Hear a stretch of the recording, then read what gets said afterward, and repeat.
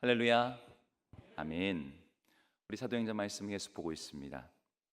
바울과 바나바가 갈라디아 지역을 다니며 복음을 전하는 1차 전도 여행을 마치고 자기를 파송했던 안디옥 교회로 돌아왔습니다. 안디옥 교회로 돌아온 바울과 바나바가 뭘 했을까요? 오랜만에 왔으니까 안디옥 고향 맛집을 들렀을까요? 아니면 오랜만에 만난 친지들과 푹 쉬는 시간을 가졌을까요? 성경에는 그들이 돌아와서 선교 보고를 했다고 되어 있습니다. 이방인들 가운데 복음이 어떻게 전파되었고 어떻게 그들이 예수를 영접하게 되었고 그들 가운데 하나님 일하신 것들, 교회가 세워진 것들, 그들 가운데 성령이 임하셨던 것들, 이런 말씀을 함께 나누었어요. 여러분, 이렇게 나누을 때 이 선교로 보고를 들은 이 안디옥 교회의 성도들의 마음이 어땠을까요? 그냥 그랬나 보다 이랬을까요? 어땠을까요? 마음이 뜨거워졌겠죠. 네. 예수 그리스도로 말미암아 천하 만민의 죄와 사망에서 그들이 구원을 받고 이제 주님의 나라가 이 땅에 임하실 것을 소망하면서 이 그들의 마음이 정말 뜨거워지고, 그래, 이 복음을 전해야 돼, 이런 마음이 함께 이렇게 공유되고 불길이 번져갔을 겁니다. 그런데 이들의 뜨거운 마음에 찬물을 끼얹은 듯한 사건이 일어났어요.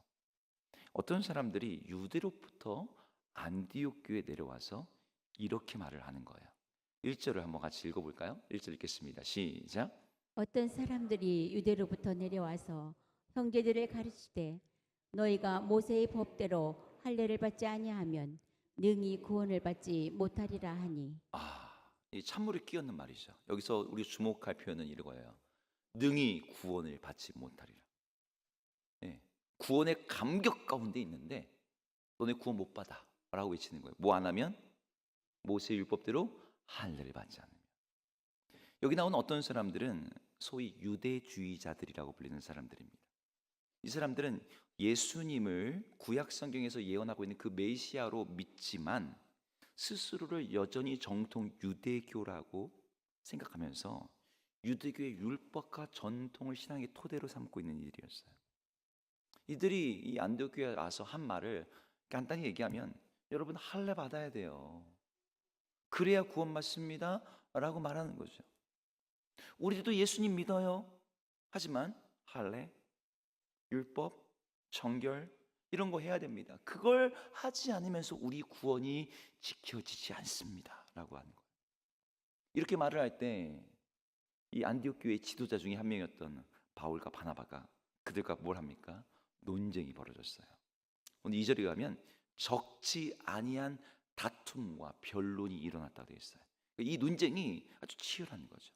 근데 이 논쟁이 거기서 한쪽이 압도적으로 이겼으면 좋겠는데 거기서 서로를 납득시키는 게 안 나온 거예요. 결론이 안 나오니까 교회가 이 일을 어떻게 하기로 했냐면 예루살렘에 있는 사도들과 장로들에게 이 문제를 가지고 가서 온 교회가 모여서 이 문제를 협의하기로 했습니다.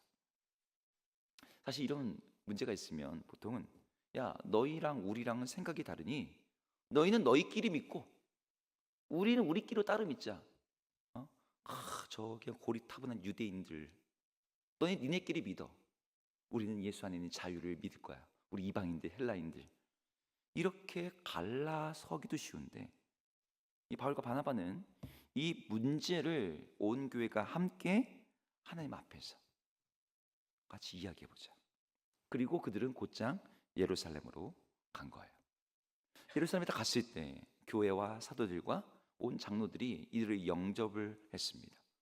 그리고 영접한 그 자리에서 바울과 바나바는 이방인들에게 전도함으로 일어난 놀라운 구원의 이야기를 또다시 한번 선교복을 하고, 그리고 안디옥 교회에 일어났던 이 혼란, 예루살렘에서 내려왔던 사람들 있잖아요.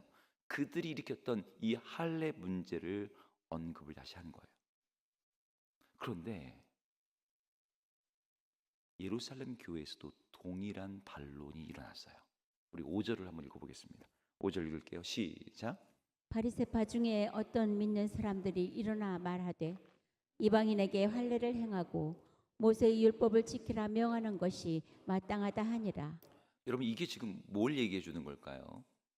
안디옥 교회 와서 모세의 법대로 할례를 받아야 된다라고 말했던 사람들은 그리스도인이라 불리는 사람 중에 아주 이단이나 몇몇 분파주의자들만의 의견이 아니라 오순절 성령 강림이 임했던, 그래서 그렇게 태어난 첫 번째 교회 예루살렘 교회도 그와 똑같은 생각을 가지고 있었다는 거죠.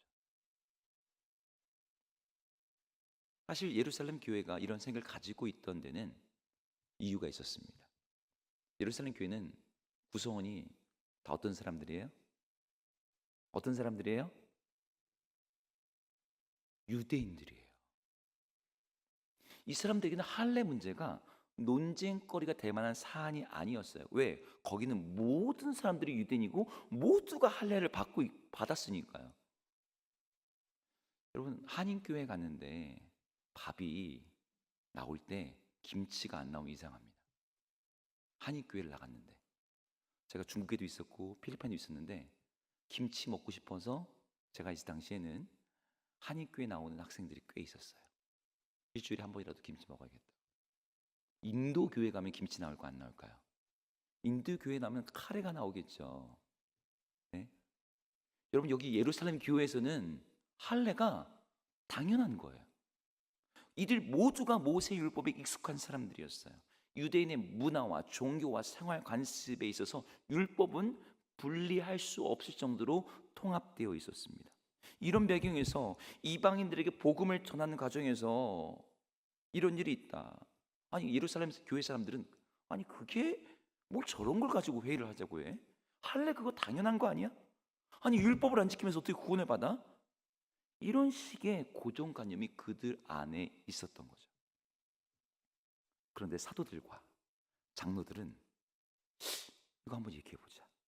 같이 모여서 협의를 시작했어요. 이것이 교회 역사상 첫 번째로 모인 공의회입니다. 여러분 공의회라는 단어 알고 계시나요? 공의회, 네. 예루살렘 공의회, 콘스탄티노플 공의회, 니케아 공의회. 네. 여러분 이런 공의회에서 예수 그리스도의 신성과 인성이 결정되고 삼위일체 여러분 정통 교리들이 확정이 돼요. 예루살렘 공의회에서도 아주 우리 복음에서 가장 중요한 것이 확정됩니다. 좀 이따 나누겠지만 이 회의 가운데 또 많은 변론이 일어났습니다. 양쪽의 입장 들어보고 무엇이 하나님의 뜻에 합당한지 분별하고자 하고, 이때 일어난 변론은 단순히 교리적인 논쟁이 아니라 이 공동체의 연합과 신앙의 자유를 지키기 위한 아주 결정적인 싸움이었어요.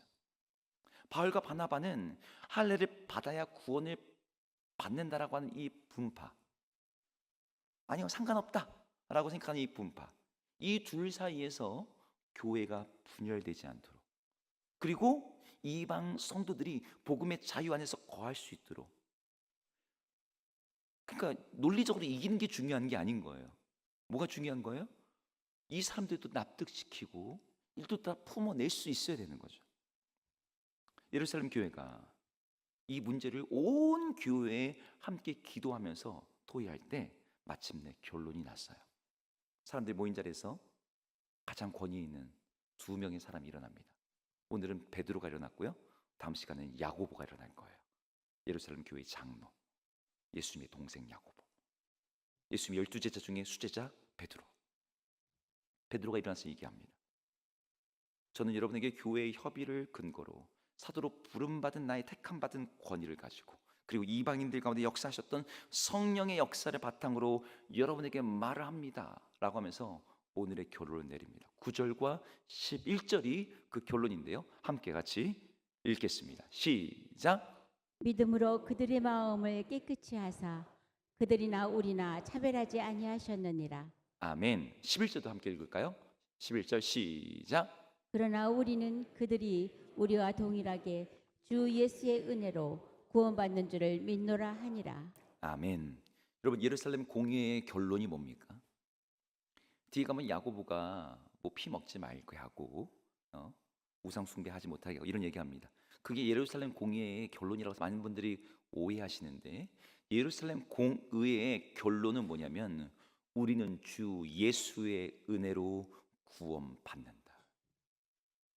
이게 예루살렘 공의회가 내린 그 교회의 첫 번째 협의의 결론이었어요. 여러분, 지금 우리가 이걸 볼 때는 이게 너무나 우리가 당연하게 믿고 있는 내용이잖아요. 그리고 할례를 해야 된다라고 하는 유대인 그리스도인들의 이 주장이 조금 우스워 보이기까지 해요. 아니 뭘 이런 걸 가지고 교회가 모여서 회의도 하고 심각하게 막 토론을 벌였나. 근데 여러분, 이 문제는 우리가 생각하는 것처럼 그렇게 간단한 문제가 아니에요. 단순히 율법주의라고 폄하하기에는 할례를 받아야 한다고 주장하는 사람들의 이 논리가 굉장히 설득력이 있었습니다. 여러분, 사도행전 뒤에 가셔도 보시겠지만 할례파 그리스도인들이 계속 나와요. 근데 그들을 이단이라고 하지 않습니다. 그들이 여전히 교회 안에 있었다는 거죠. 그들의 주장은 기본적으로 성경에 기반한 주장이었어요. 여러분, 구약 율법 전에 하나님이 율법 이전에 이 아브라함에게 하셨던 말씀이 있어요. 좀 길지만 한번 같이 읽어볼게요. 뭐라고 말씀하셨는지 할례에 대해서 창세기 17장입니다. 함께 읽어보겠습니다. 시작. 너희 중 남자는 다 할례를 받으라. 이것이 나와 너희와 너희의 후손 사이에 지킬 내 언약이니라. 너희 집에서 난 자든지 너희 돈으로 산 자든지 할례를 받아야 하리니 이에 내 언약이 너희 살에 있어 영원한 언약이 되려니와 할례를 받지 아니한 남자 곧 그 포피를 베지 아니한 자는 백성 중에서 끊어지리니 그가 내 언약을 배반하였음이니라. 네, 할례파 유대인들이 지금 뭘 얘기하는 거예요? 자기 의견 얘기하는 걸 넘어서 성경을 딱 들이대는 거예요.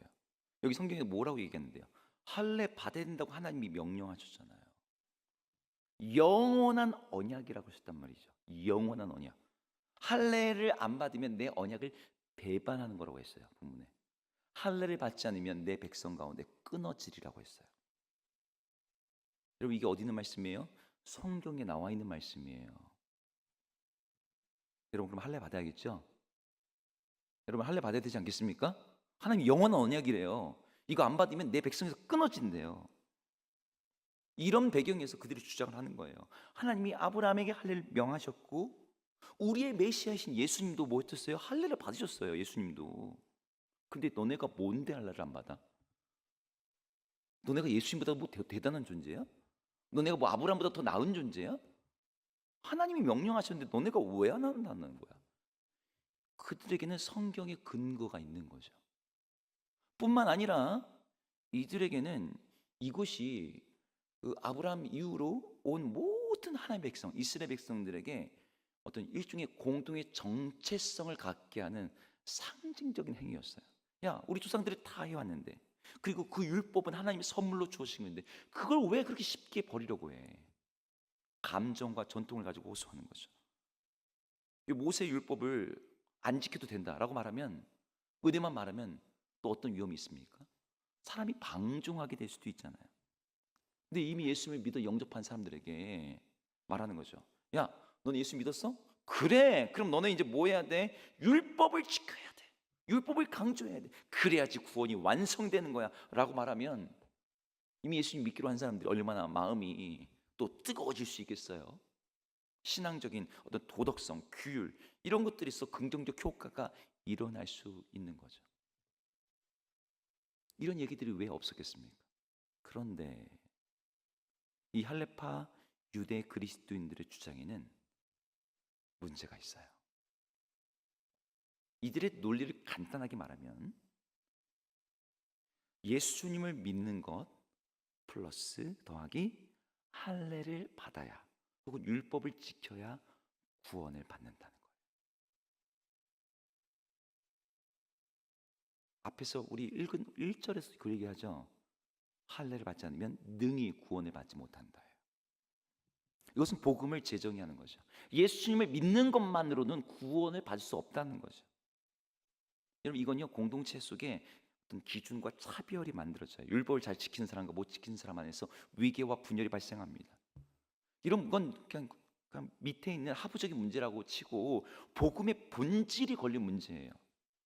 여러분, 우리는 예수님의 은혜로 구원받는 걸 다 믿는 사람들입니다. 그런데 우리가 은혜로 구원받는다, 그걸 부인하는 사람은 없지만 은혜 더하기 무언가가 필요하다라고 이들은 얘기를 하고 있는 거죠. 만약 할례가 구원의 조건이라면 어떤 문제가 발생하냐면 은혜는 더 이상 은혜가 아닌 거예요. 왜요? 조건이 필요하니까요. 하나님이 어떤 은혜를 주셨어요. 근데 마지막에 인간이 할례를 받아야 돼. 뭘 지켜야 돼. 인간의 어떤 마무리가 필요하다면 이것은 우리는 결코 구원의 확신을 가질 수가 없습니다. 왜? 내가 구원받기 위해서는 끊임없이 스스로 자격을 증명해내야 돼요. 능력을 의지해야 돼요. 여러분 할례만 문제입니까? 지금 모세율법이 나오니까요. 계속 나오니까요. 구원을 인간의 자격으로 만들 것인가? 하나님의 은혜로 만들 것인가? 이 문제가 여기에 같이 연관되어 있었다는 거죠. 예수 그리스도의 은혜로 충분하다고 하는 복음에다가 더하기 할례, 더하기 율법 준수 이런 걸 통해서 복음을 은혜의 선물이 아니라 조건부 계약으로 만들고 있었던 거예요. 이에 대해서 바울, 사도들 그리고 예루살렘 교회의 장로들은 할례 문제가 단지 그냥 율법을 좀 더 강조하는 거 그거 하면 좋아 이 정도가 아니라 복음을 본질적으로 훼손하는 논리라는 것을 정확하게 꿰뚫어 보았습니다. 그래서 오늘의 결론이 나온 거죠. 오직 우리는 예수 그리스도의 은혜로 말미암아 구원받는 줄로 믿노라. 그때 복음이 왜곡될 뻔했어요. 이때 예루살렘 공의회가 결론 잘못 내렸으면 다른 행동을 해야 되는 거죠. 근데 여러분 이 위기가 지금도 계속되고 있습니다. 여러분들 은혜만으로 충분하다고 믿고 계세요? 나에겐 예수 그리스도만으로 충분하다라고 그렇게 믿고 계십니까?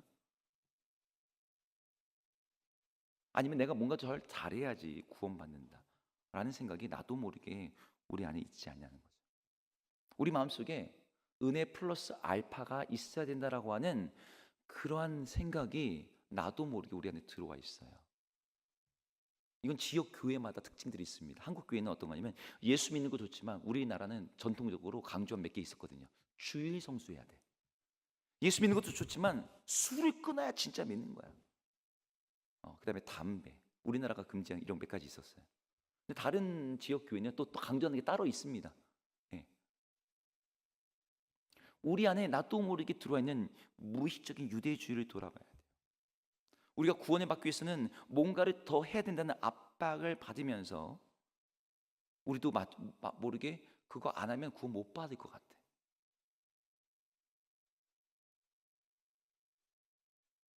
그래서 이제 막 교회에 들어온 사람들 향해서 같은 압력을 막 행사하는 거죠.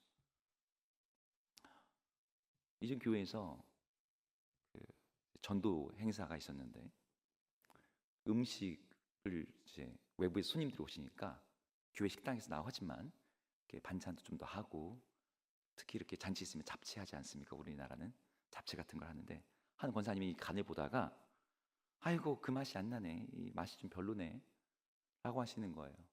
이래가지고 이게 온 사람들 이거 제대로 먹고 교회 오겠어? 이런 거죠. 실망하지 않겠냐. 그랬더니 옆에 있던 장로님이 괜찮아요. 교회 음식은 맛으로 먹는 게 아니라 믿음으로 먹는 거예요. 천국 가는데 아무 지장 없어요. 다들 웃으면서 이렇게 넘어갔는데 여러분 교회 밥이 맛있어야 교회 온 사람들이 교회를 매주 나와서 천국에 가게 될까요? 교회 밥이 맛있어 봤자 여러분 유명 네이버 평점 4.7 넘는 지역 식당들보다 더 맛있기는 어렵습니다. 우리 구원이 밥에 달려 있지 않잖아요. 우리의 구원은 우리 위해서 십자가에 죽으신 예수 그리스도의 은혜에 달려 있죠. 여러분 그거 믿으십니까? 네, 우리 여기 봉사팀 계시는데 이미 음식을 맛있게 하고 계시지만 더욱더 담대해지시기 바랍니다. 한 주 그냥 간 실패하셔도 괜찮아요. 그것 때문에 천국 못 가실 분 여기 아무도 없습니다. 우리가 신앙생활을 할 때 어떤 분들이 담대함이 없고 마음이 불안하다. 그 불안한 이유 중에 하나는 뭐냐면 그분에게 은혜가 없어서인 경우도 있지만 많은 분들이 조건 중심의 신앙을 가지고 살기 때문에 그렇습니다. 교회 와서는 이래야 돼, 이래야 돼. 어떤 문화와 관습을 강요하고 끊임없이 어떤 자격을 증명하려는 압박이 있는 거죠. 여러분, 그런 압박 속에서 우리는 구원의 감격이 점점 메말라요. 뭐뭘 해야 된다는 생각이 있으니까. 그 복음이 사람을 살리는 은혜가 아니라 넌 천국 갈 사람 못 갈 사람, 사람을 선별하는 무슨 자격 시험처럼 느껴질 때 그 교회는 쇠락하고 병들고 무너지게 되는 거죠. 근데 여기서 중요한 문제는 뭐냐면 그런 것들이 우리에게 끊임없이 미혹이 된다는 거예요. 왜 우리는 복음의 순수성, 예수 그리스도를 믿음으로 말미암아 구원을 받는다라고 하는 이 은혜의 진리를 그냥 믿고 온전히 용납하고 그걸 의지하면 되는데 왜 자꾸 거기다가 뭘 더하는 플러스 알파의 유혹을 계속해서 받는 걸까요? 복음의 조건에다 뭔가를 더하는 유혹이 계속 우리를 미혹해요. 그 이유 중에 하나는 첫째, 인간 내면의 죄성 때문입니다. 우리는 은혜보다도요 자격을 더 신뢰하는 사람들이에요.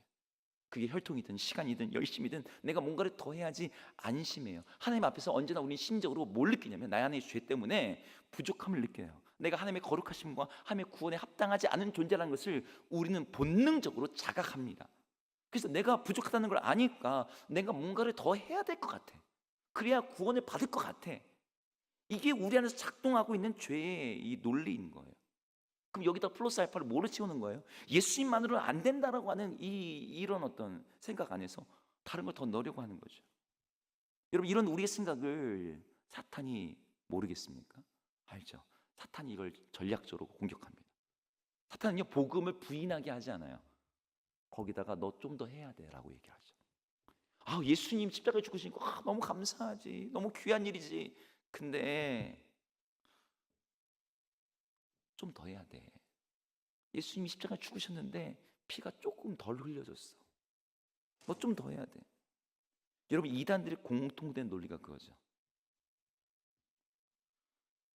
제가 통일교 제가 대학생 때는 통일교가 한국을 휩쓰는 메인 이단이었거든요. 제가 대학교에서 수업을 하면 공강 시간에 통일교 원리 강론 들고서 다니는 사람들이 그렇게 많았습니다. 예수님이 십자가에 죽긴 죽었는데 실패했대요. 부족했대요. 근데 그래 예수님이 누구에게 나타났냐면 문선명의 꿈에 나타나서 내가 다 이루지 못했으니 네가 마무리를 해라. 그래서 문선명이 이 동방의 땅에 온 거다. 예수님만 가지고 안 되는 거죠. 여러분, 이단들이요 예수님을 부인하는 게 아닙니다. 예수님을 구원자라고 말을 해요. 근데 거기다 플러스 알파라는 거죠. 제7일 안식일. 거기 뭐 해야 된대요? 안식일 지켜야 된다는. 교리 나머지는 다 똑같아 보여요. 여러분, 안식일 교회 가면요 나머지 다 똑같아 보입니다. 그래서 제가 공부하던 신학교의 교수님도 안식일 교 미국에 있을 때 안식일 교회 가서 예배를 여러 번 드려봤다는 거예요.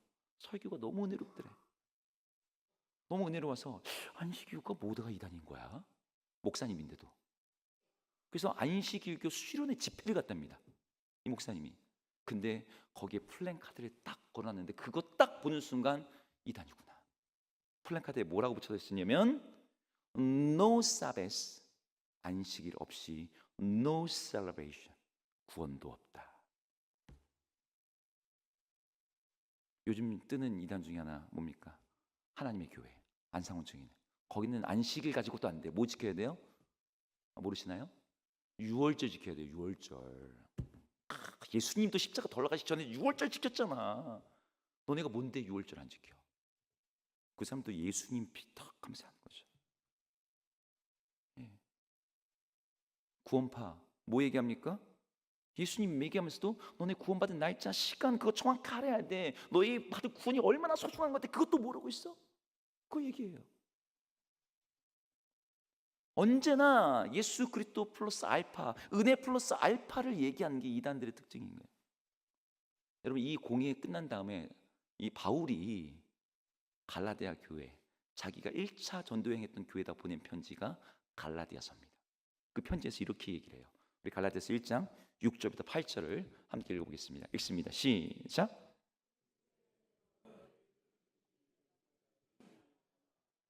복음을 따르는 것은 내가 다른 복음은 없나니 다만 어떤 사람들이 너희를 교란하여 그리스도의 네, 복음을 복음을 편하게 하려 함이라. 아멘. 이런 복음도 있고 이런 복음도 있고 이런 복음도 있고. 여러분, 교단이 달라도 복음은 하나입니다. 동일한 복음이에요. 근데 그 복음을 갖다가 다른 복음으로 그리스도의 복음을 변하게 하는 거죠. 교란시키는 거죠. 은혜가 아니라 성취로 바꾸려고 하는 게 이 사탄의 관계인 거예요. 근데 우리 정통 교회라고 하는 교회 안에도, 우리 신앙의 사고 습관 안에도 이런 것들이 들어와서 우리 은혜의 감격을 질식시키고 있어요. 한 청년이 열심히 신앙생활을 했습니다. 주의 성수 기본이에요. 이 청년 할 수 있는 모든 예배를 봉사했고 전도도 하고 교회에서 안 한 게 없답니다. 그런데 늘 마음이 불안했대요. 이유가 뭐냐면, 내가 지금은 괜찮은데 혹시 실수하면 하나님 날 버리시면 어떻게 하지? 그래서 이 청년이 더 열심히 하는 거예요. 더 열심히. 교회에서 볼 때는 저렇게 믿음 좋은 청년이 없어. 근데 열심히 하면 할수록 여러분 나중에 지치잖아요. 어느 순간 탈진이 왔습니다. 그래서 아예 교회를 한동안 떠나 있었어요. 복음을 믿는다고 말하지만 내가 지켜야만 구원을 유지할 수 있다라고 하는 그 믿음 때문에 정말 힘든 신앙생활을 한 거죠. 우리 교회 와가지고 예배 드리는 게 너무 행복하대. 자기 뭐 안 해도 되고 뭐 안 해도 안 해도 그냥 예배만 드리는 게 너무 행복하대. 여러분, 이런 위기의 자리에서 오늘 베드로가 일어나서 얘기를 하는 거예요. 하나님께서 이방인들에게 성령을 주셨어. 그리고 그들을 믿음으로 말미암아 정결하게 하셨어. 그리고 그들이 동일하게 예수 그리스도의 은혜로 구원을 받아. 이 여기에서 지금 베드로가 하려는 얘기가 뭐냐면, 이 구원을 이루시는 주체가 누구냐? 저들의 노력이냐? 저들의 수고냐? 저들의 율법을 지켜서냐? 아니야. 저들에게 성령이 임하신 건 하나님이 임하게 하신 거야. 인간이 기준을 만들기 전에 하나님이 그들에게 이미 성령을 부어주셨어요. 인간이, 저희들은 구원받은 백성 확인서를 써주기 전에 하나님이 이들이 저들이 내 백성이라고 주의 구원을 받은 자임을 증명해 주셨죠. 이방인들이 율법을 지키기 전에 하나님이 거기다 역사를 하셨는데 우리가 뭐라고 뒤에다가 조건을 다 붙이느냐 이거죠. 여러분, 우리에서 복음이 뭔지를 다시 한번 확인하게 됩니다. 복음은요, 우리에게 아무런 조건 없이 구원을 주시는 하나님의 은혜입니다. 제가 좋아하는 표현 중에 하나가 이 표현이에요. 들어보셨는지 모르겠는데, 복음에는 보람이 없다라는 표현입니다. 복음에는 보람이 없다. 어디서 딱 가져온 말은 아니고 제가 어떤 책을 읽다가 이 문장이 제 머릿속에 떠올랐어요. 그러면 세상의 모든 종교는요, 내가 뭔가 열심히 해야 돼요. 그래서 뭔가를 열심히 하면은 내가 잘 믿고 있지, 내가 수고했지, 내가 노력했지. 그래서 되게 다른 종교는요, 인간의 어떤 이 뿌듯함, 보람을 되게 자극합니다. 너무 착하게 산다 너 너무 괜찮다, 너 그렇게 하니까 넌 천국 갈 거야 라고 얘기를 하는 거죠. 우리 안에 이 보람을요 격려하는 걸 다른 종교들은 굉장히 그 신앙심을 높이는데 사용합니다. 근데 복음에는요, 내가 중심이 아니거든요. 복음의 중심은 누구십니까? 예수 그리스도예요. 근데 그분이 다 하셨대요. 시작부터 끝까지. 예. 우리가 주님을 찾은 게 아니라 주님이 우리를 찾아오셨고, 주님이 십자가에 죽으셨고, 우리 죄를 대속하셨고, 우리의 성령을 보내셨고, 우리를 마지막까지 견인하시겠대요. 한 배우의 시상식 소감처럼 남이 다 차려놓은 밥상 위에다가 숟가락 다져놓고 떠먹고 있는 거죠. 여러분, 남이 다 차려놓은 거 먹으면서 내가 큰일 하고 있다, 내가 수고했다라고 말할 수 있는 사람은 없습니다. 그래서 복음에는요, 보람이라는 감정이 없어요. 주님의 은혜 앞에서 내가 수고했고 내가 애썼고 내가 잘했다고 하는 감정이 만약 여러분들 가운데 느껴지신다면 지금 여러분들은 병들어 있다는 뜻입니다. 복음에는요, 내 수고에 대한 보람이 아니라 주님이 나에게 하신 일에 대한 은혜와 감사와 감격만이 넘칩니다. 근데 여기서 여러분들이 오해하지 않으셨으면 좋겠어요. 율법이 조건이 아니라는 말은 내가 착하게 살지 않아도 된다 이런 뜻으로 또 오해하시는 분들이 있는데, 여기서 개념 하나 정리하고 갈까요? 조건이라는 개념하고 열매, 표지라는 개념입니다. 여러분, 우리가 뭘 해야지 구원을 받는다라고 할 때 여러분 군대 이 구원의 조건이 되는 건 오직 하나뿐이에요. 구원의 조건은 뭡니까? 예수 그리스도의 은혜의 복음을 믿음으로 받아들이는 거죠. 그분이 우리에게 베푸신 그 은혜를 내가 수용하는 거예요. 근데 이 복음을 받아들인 자들에게는 자연스럽게 나타나는 삶의 열매와 표지라는 게 있어요. 그게 아까 말하는 선행, 충성, 구별되고 거룩한 삶이에요. 할래? 받을 수 있죠. 나는 정말 주님이 내게 주신 은혜가 너무 놀라워. 그래서 난 내 몸 안에다가 주님을 따르겠다는 분명한 표를 새겨야겠어. 나 자꾸 변질될 수 있으니까. 그래서 할례를 받는다? 오케이. 주님을 따르는 사람 때 따르기 위해서 몸에다 문신 새기는 분 저 많이 봤습니다. 말씀 새겨놓고 문신 딱 보면서 나 변질되지 않으라고.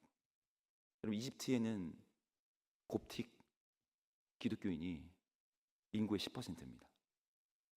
근데 그 인구의 10%밖에 안 되는 것처럼 보여도 우리나라 기독교 인구보다 많아요.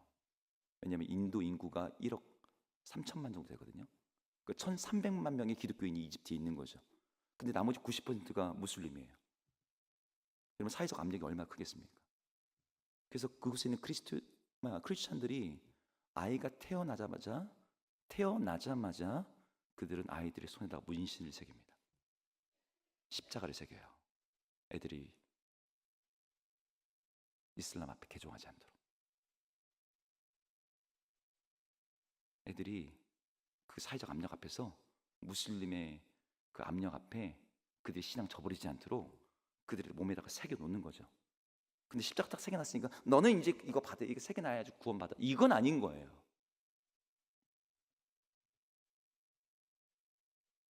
다시 말하면 예수 믿은 다음에 선행을 해야 구원받는다가 아니라 예수 믿은 자는 선행을 하게 된다는 거죠. 여러분 이 두 가지를 헷갈리면 안 됩니다. 제가 복음에 대해서 말할 때 종종 이렇게 말씀드려요. 복음이 우리에게 요구하는 반응은 믿는 겁니다. 근데 여기서 믿는다고 할 때 이거는 예수님이 주님이시라는 사실을 머리로 인지하거나 예수님을 주로 받아들이겠다는 수용 정도가 아니라 그분의 왕되심에 대한 충성이라고 제가 설명을 해요. 믿음 그 이상의 반응. 근데 충성을 말할 때 여러분 충성해야 구원받는다 제가 이걸 말하려는 게 아니에요. 여러분 어떤 사람이 주님을 진짜 믿는다고 하면 예수님을 나의 주님으로 받아들인다고 하면 왕에게 충성하지 않는 신하가 존재합니까? 존재하지 않죠. 그럼 여기서 내가 예수 믿는 사람은 충성해야 된다. 이 충성은요 구원의 자격이 아니라 구원받은 사람들의 삶에 나타나는 열매인 거예요. 예수님의 왕으로서 주님으로서 그분께만 나의 삶과 마음을 드리며 그분의 통치에 충성하지 않는 사람이 예수님을 정말 믿는 사람이라고 말할 수 있습니까? 아닌 거죠.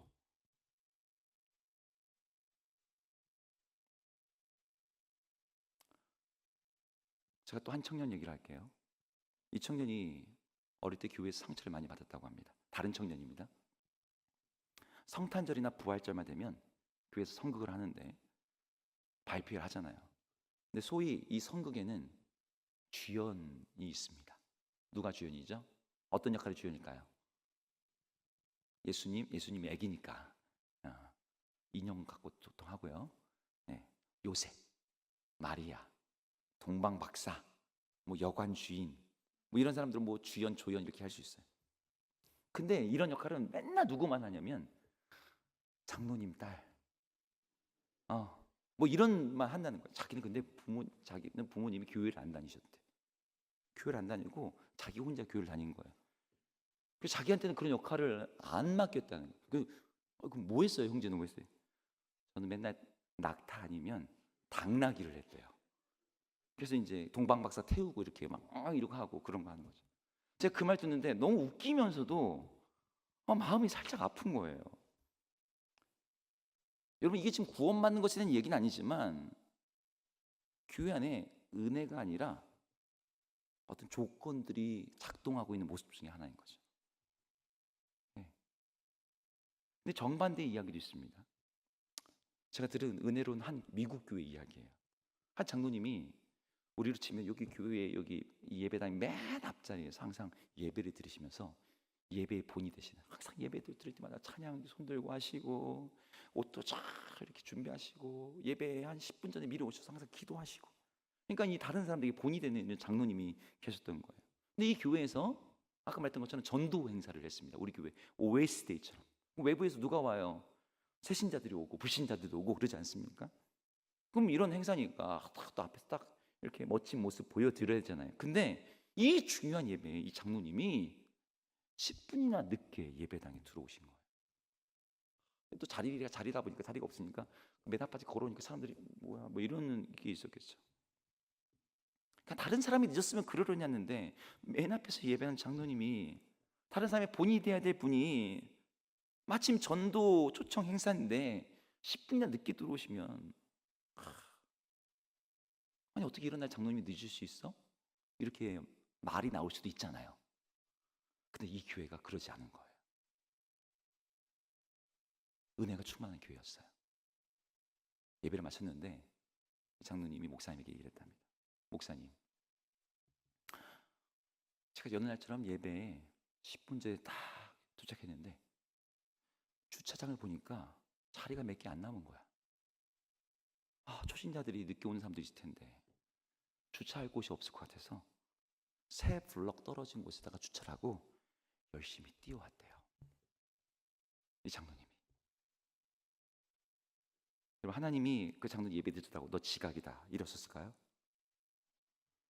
하나님은 그걸 지각이 아니라 네가 나를 이렇게 사랑하는구나.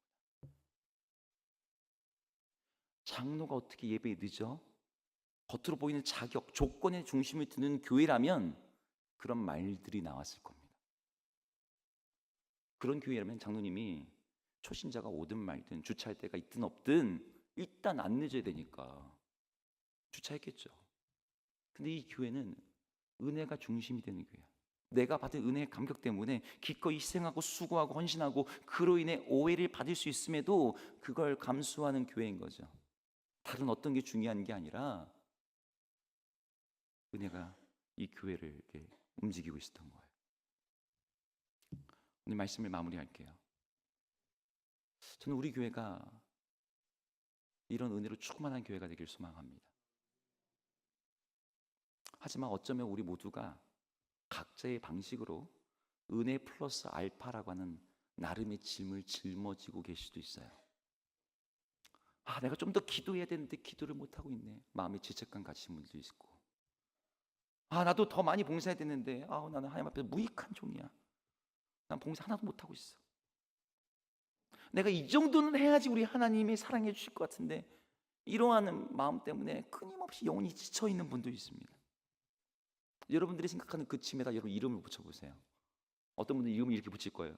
난 충분히 헌금하지 못함, 매일 성경을 읽지 못함, 전도를 열심히 하지 못함, 여러 가지 짐들을 가지고서 내가 이걸 해야지 되는데, 여러분 그 짐을 십자가 앞에 딱 내려놔야 됩니다.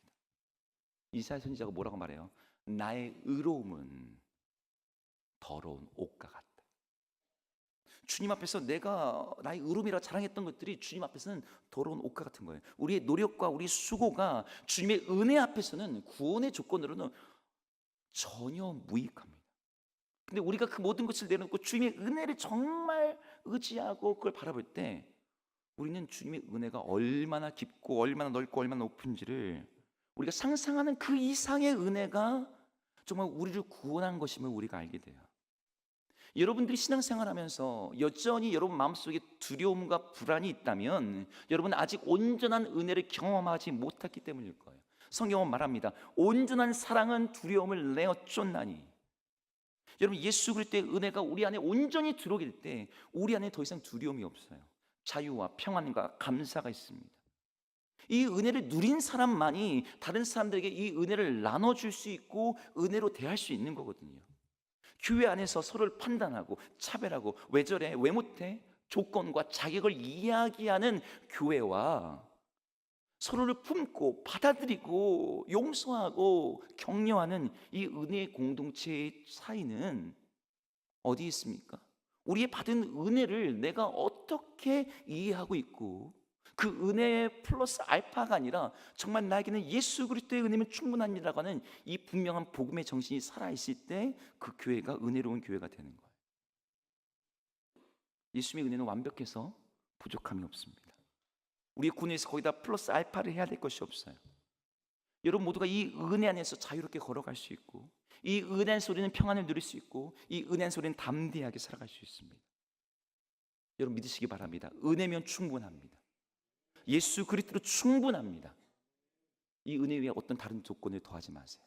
사람들의 판단 앞에서 은혜를 바라보시고 복음의 순전함을 지키는 용기를 가지고, 여러분 초대교회가 피 흘려 지키는 진리이고 개혁자들이 다시 한번 목숨 걸고 외쳤던 고백이고, 지금 우리가 붙잡아야 될 신앙의 유산일 줄로 믿습니다.